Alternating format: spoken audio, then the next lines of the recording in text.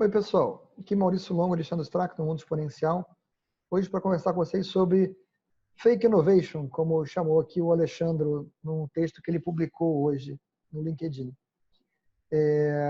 Ele coloca no texto dele um caso que eu acrescentei depois, ao qual eu acrescentei depois um segundo, um comentário, né, um compartilhamento que eu fiz do artigo dele, que são os seguintes, né? Primeiro, o que ele coloca no texto são as empresas que estão trabalhando da forma antiga e achando que estão trabalhando inovação, que é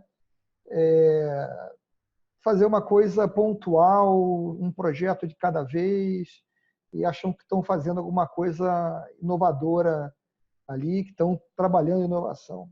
E o segundo tipo, né, Alexandre, é aquilo que eu coloquei no comentário que eu fiz quando eu compartilhei o seu artigo, que é o tipo que é 100% fake, né? Ele é fake by design. Ele entende que ele é o que há de melhor no mercado, não importa que ele faz a mesma coisa do mesmo jeito há 20 anos e que ele só precisa que as pessoas que estão com essa coisa na cabeça achem que ele é inovador, que ele está buscando inovação.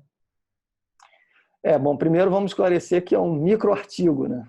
Ou seja, quem for lá no LinkedIn procurar pelo artigo que for ler, não é um artigo que você passa 10 minutos lendo.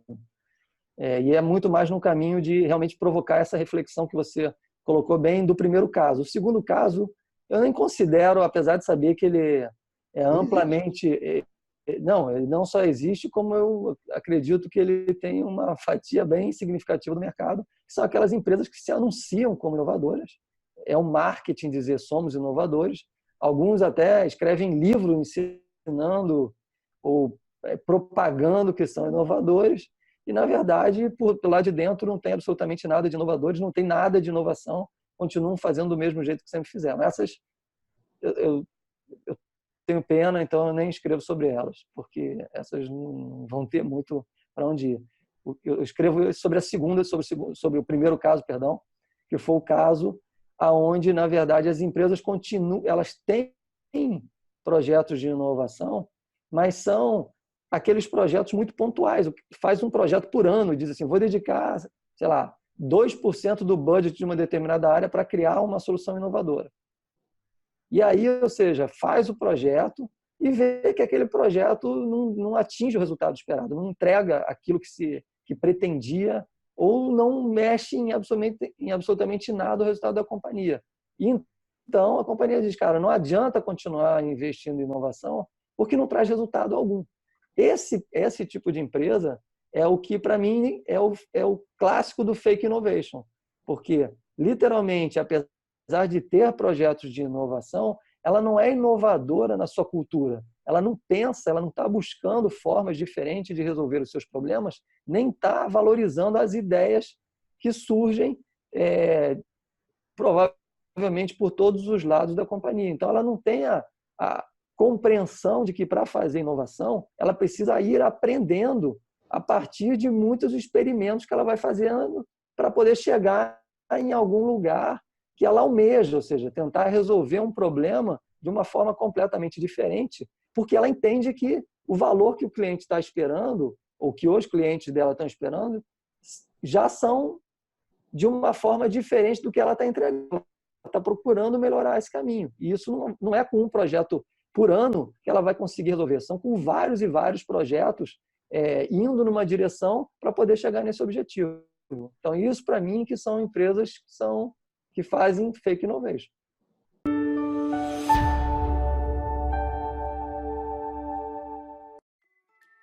Se você ainda não assinou o canal, clique aqui embaixo para assinar e marque o sininho para ser notificado quando saem novos vídeos. Se você está escutando o podcast e ainda não fez a sua assinatura, procure na sua plataforma de preferência para que você seja avisado quando forem lançados novos episódios. Se você gostar do que você vir e ouvir aqui, deixe o seu like, que o feedback é interessante para nós.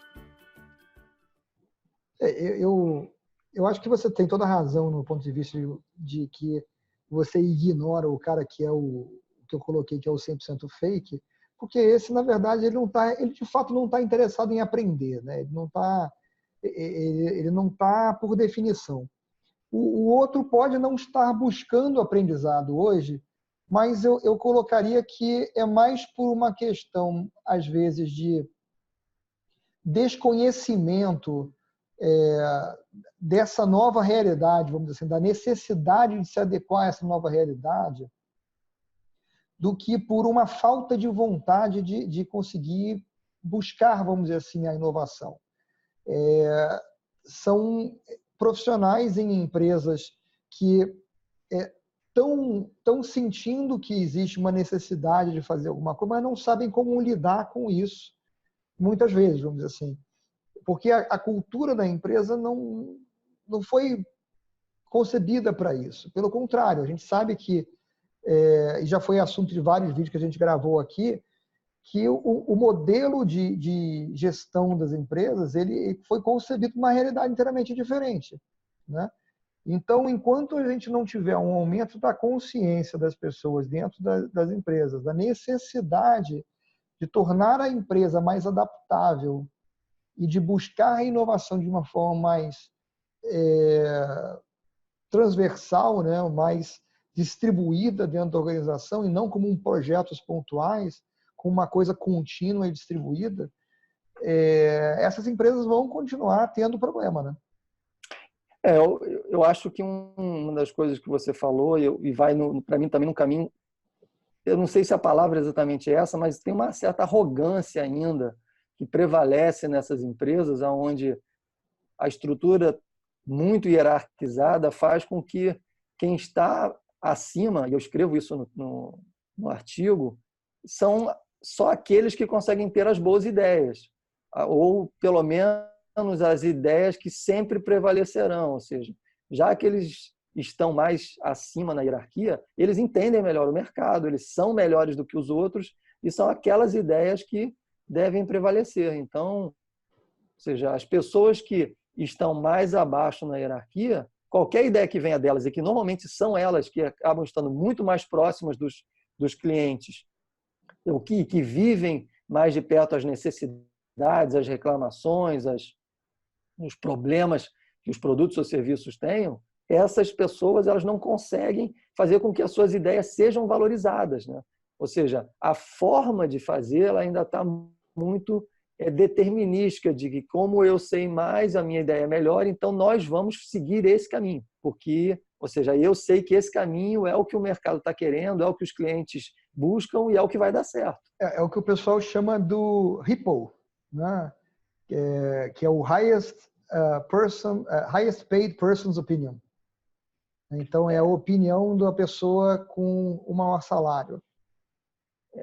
Exatamente. E aí, ou seja, esse caminho do eu sei o que está acontecendo, é o que eu exploro no texto. Ele aqui não tem mais lugar hoje, porque, na verdade, a grande questão do momento em que a gente está passando é você conseguir entender o que acontece com a forma como você cria e entrega valor para o teu cliente. Ela precisa conceber várias pessoas envolvidas nesse entendimento. A multidisciplinariedade ela é quase uma obrigação, porque, na verdade, você não consegue compreender todas as facetas. Você não consegue ter todas as respostas.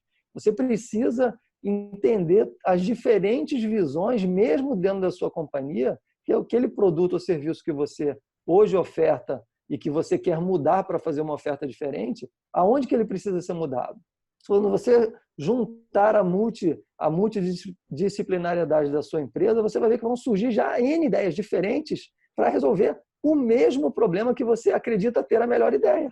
Então, você está desprezando todas as outras oportunidades porque você é melhor.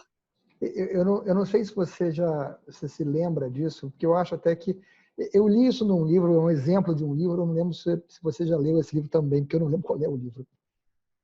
Mas ele conta a história de uma fábrica de laticínios que estava com um problema, tinha um sensor no final da linha de produção de leite que estava com um defeito. E aí algumas caixas de leite vazias passavam pela inspeção, passavam pelo controle automático, vamos dizer assim, né? E aí depois tinham que ser vistas manualmente. A pessoa tinha que ir lá e ver que tinha a caixa vazia, né? No meio do que saiu da produção. E esse sensor, ele precisava de um técnico especializado para vir consertar tal. Eu sei que tinha um problema que ia demorar um tempo para aquilo ser consertado. E aí, um dia, nesse intervalo de tempo, alguém notou no escritório, vamos dizer, da empresa que não estavam mais sendo pegos resultados de caixas vazias. Né? O pessoal, quando inspecionava o resultado da produção, não estava encontrando mais caixas vazias, mas não tinha consertado o sensor ainda. Então, que mistério era esse que o negócio, né, se resolveu sozinho? Aí os caras foram ver e descobriram o seguinte: o pessoal que trabalhava junto da linha de produção, ciente do que acontecia na linha de produção, né, e do que estava, qual era a diferença entre uma caixa de leite cheia e uma caixa de leite vazia, pegou e colocou um ventilador do lado da linha de produção, literalmente do final da linha de produção. O que acontecia é que as caixas de leite vazias simplesmente eram sopradas para fora da esteira e só passava o que estava cheio.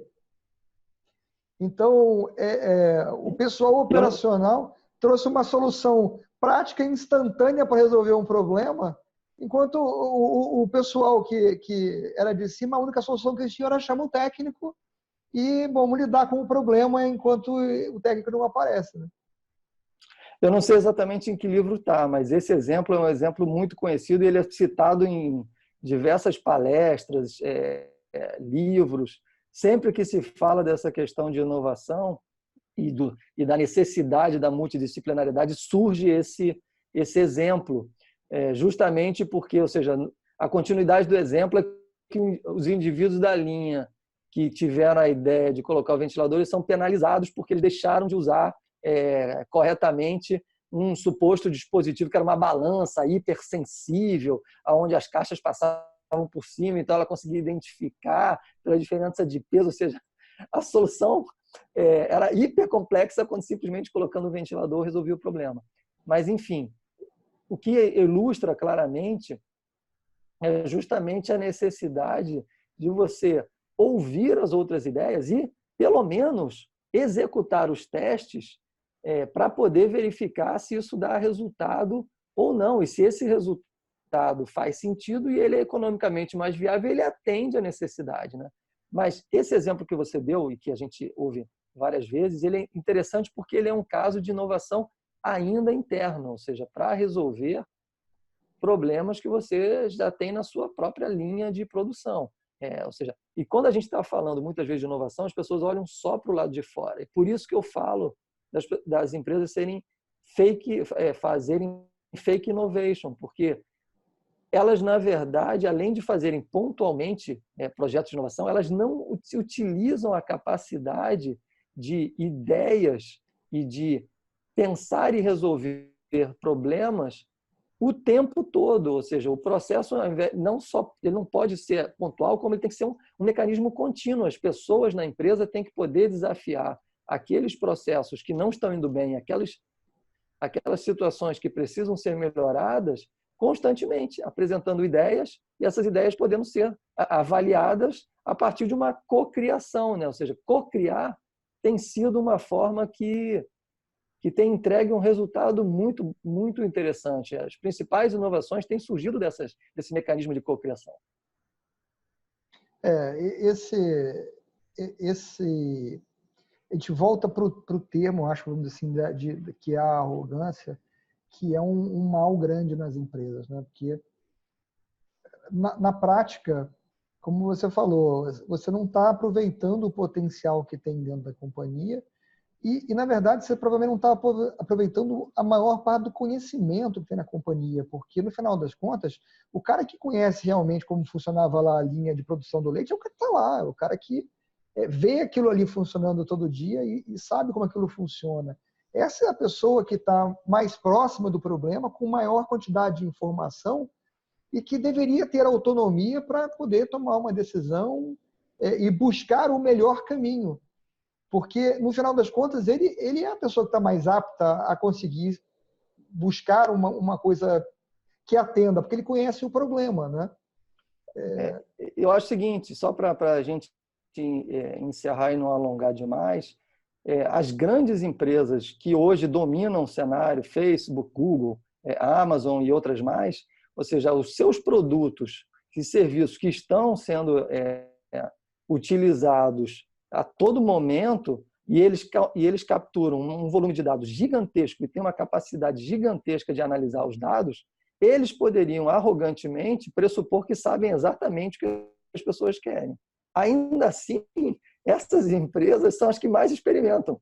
Elas têm milhares de versões dos seus diferentes produtos e serviços digitais sendo executados justamente para poder, a partir da captura dessas N situações, identificar quais são as melhores, quais são aquelas que as pessoas estão performando para dizer essas vão em frente e essas vamos esquecer. Então, o que eu digo, ou seja, quem mais tem o poder de entender o que está acontecendo, tem a humildade de reconhecer que não detém as respostas e devolve para o seu público ou para o seu consumidor, seja um pedaço deles, a oportunidade deles verificarem as N opções e, a partir disso, tomar uma decisão. Então, é fundamental que o processo seja alterado para ser constante e para ser participativo.